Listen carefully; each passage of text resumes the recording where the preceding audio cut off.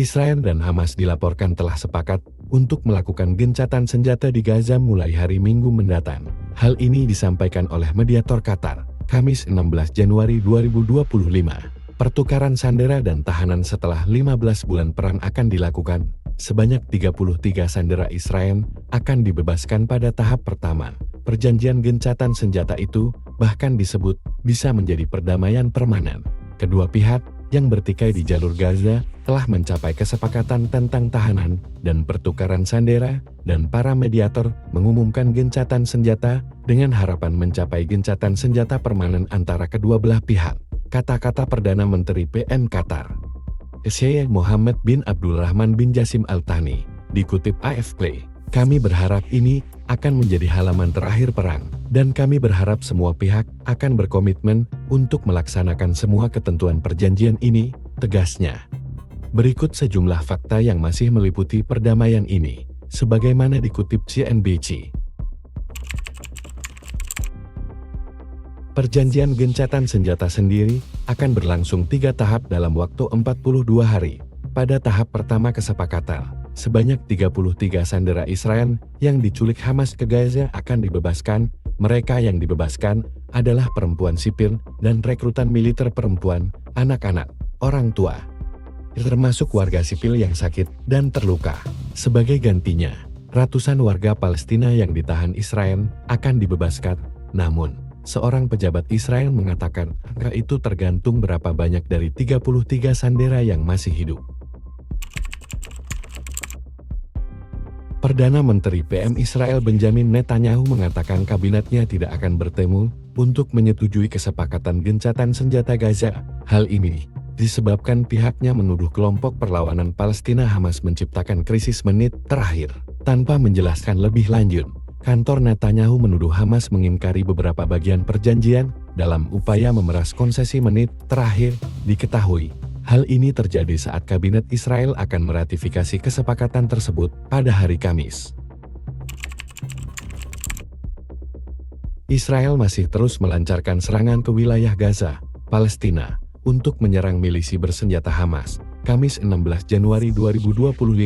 Hal ini terjadi saat keduanya sudah menyepakati poin gencatan senjata yang akan berlaku pada hari Minggu pekan ini. Dalam unggahan di media sosial, sejumlah warga Gaza juga mendesak warga lainnya untuk lebih berhati-hati karena yakin Israel dapat meningkatkan serangan dalam beberapa hari ke depan untuk memaksimalkan keuntungan sebelum gencatan senjata dimulai. Wakil Kepala Biro Politik Hamas, Khalil Al-Hayya, mengucapkan terima kasih kepada Iran dan Front Perlawanan Hizbullah di Lebanon, Houthi di Yaman, dan Gerakan Perlawanan Irak setelah tercapainya gencatan senjata itu.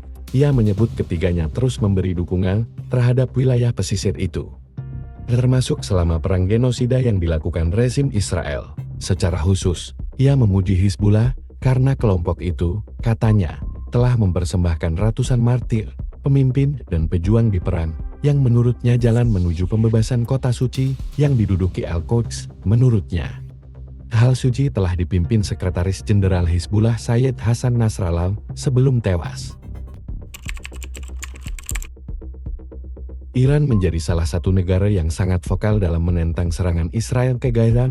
Tehran bahkan sempat terlibat baku tembak rudal dengan telepon Afif akibat isu Gaza yang menimbulkan kekhawatiran perang besar di Timur Tengah. Sejauh ini, negeri Persia telah menyambut baik kesepakatan gencatan senjata.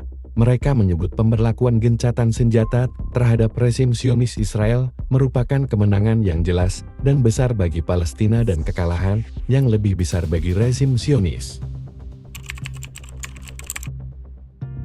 Rusia ikut buka suara terkait kesepakatan gencatan senjata antara Israel dan Hamas di Gaza. Negeri beruang merah berharap hal itu dapat membawa stabilisasi jangka panjang dan menciptakan kondisi untuk penyelesaian politik yang komprehensif antara Israel dan Palestina. Dilansir AFP, Kamis 16 Januari 2025, Kremlin mengatakan bahwa pihaknya menyambut kesepakatan tersebut, meskipun menunjukkan sikap hati-hati setelah tuduhan Israel bahwa Hamas mundur dari kesepakatan yang rapuh ini. Juru bicara Kementerian Luar Negeri, Maria Zaharova, mengatakan kepada wartawan bahwa kesepakatan tersebut adalah langkah praktis penting menuju stabilisasi jangka panjang di zona konfrontasi Palestina-Israel. Lia juga berharap bahwa ini dapat menjadi dasar bagi pembentukan proses penyelesaian politik yang komprehensif atas masalah Palestina. Perdamaian ini sendiri terjadi saat Donald Trump kembali akan dilantik sebagai Presiden AS pada 20 Januari mendatang. Trump, yang pernah memimpin AS pada tahun 2017 sampai tahun 2021, merupakan motor normalisasi antara dunia Arab dengan Israel.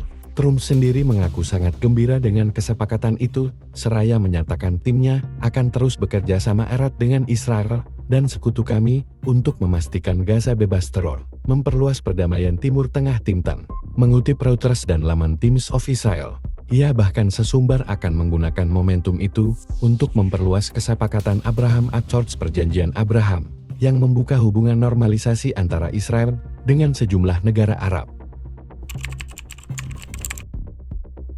Dalam unggahan di akun 10 resmi Kementerian Luar Negeri RI KMLU.RI, pemerintah menyatakan menyambut baik kesepakatan gencatan senjata tersebut. Menurutnya, hal itu sesuai dengan tuntutan Indonesia dan masyarakat internasional. Implementasi kesepakatan tersebut harus dilaksanakan segera dan secara menyeluruh demi terhentinya korban jiwa di Gaza, tulis Kemlu, Kamis 16 Januari 2025. Perdamaian di Palestina tidak dapat dicapai tanpa penghentian penjajahan Israel, serta berdirinya negara Palestina yang merdeka dan berdaulat, sesuai solusi dua negara berdasarkan parameter internasional yang telah disepakati, ungkas Kemlu.